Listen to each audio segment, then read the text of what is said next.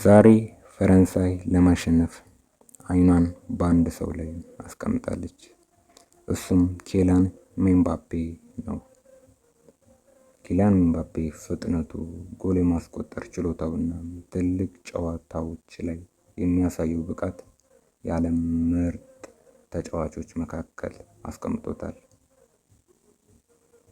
ግን ኤምባፔ ወደዚህ ደረጃ እንዴት ደረሰ?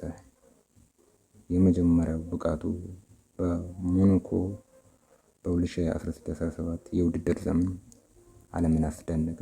ከዛ ወደ ፓሪስ ሴንት ጀርመን ተዘዋውሮ ብዙ ጎሎች አስቆጣሪ ሆነ። በክለብ ዋንጫዎችን ማሸነፈ።